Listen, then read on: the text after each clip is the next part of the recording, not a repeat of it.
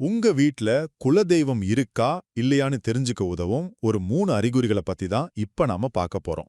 நம்ம குலதெய்வம் தலைமுறை தலைமுறையா நம்மள காக்கிற சக்தி. அது நம்ம கூடவே வீட்ல இருந்துச்சுன்னா, கஷ்டமெல்லாம் போய் நல்ல விஷயங்கள் நடக்கும்னு சொல்லுவாங்க இல்லையா? ஆனா அந்த தெய்வீக இருப்ப நாம எப்படி உணர்றது? சரி, அறிகுறி என்னன்னா, உங்க வீட்டு சுவத்துல பல்லிங்க நடமாட்டம் அதிகமா இருக்கான்னு பாருங்க. அதிலும் குறிப்பா ராஜபல்லின்னு சொல்லுவாங்களே, அந்த மாரி பெரிய பல்லிங்க இருந்தா அது ரொம்ப பெரிய யோகமா. ஏன்னா, பல்லிகளுக்கு தெய்வீக சக்திய ஈஸியா உணர முடியுமாம். சில சமயம் அதோட சத்தம் கூட நமக்கு ஏதோ ஒரு நல்லதையோ கெட்டதையோ முன்கூட்டியே சொல்ற மாரி இருக்கலாம். 2வதா, உங்க பூஜை அறையில ஒரு சின்ன விஷயத்த கவனிங்க. குலதெய்வம் கோவில்ல இருந்து நீங்க கொண்டு வந்து வச்ச எலுமிச்சம் பழம் என்ன ஆச்சு?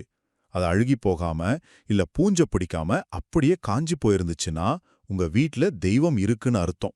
ஒருவேளை அது அழுகிடுச்சுன்னா, வீட்ல ஏதோ நெகட்டிவ் எனர்ஜி இருக்குன்னு ஒரு அறிகுறியா எடுத்துக்கலாம். கடைசியா 3வது அறிகுறி. இது ரொம்பவே உறுதியான ஒண்ணு. வீட்ல எந்த காரணமும் இல்லாம திடீர்னு விபூதி, சந்தனம் இல்லனா மல்லிகைப்பூ வாசனை மாரி வருதா?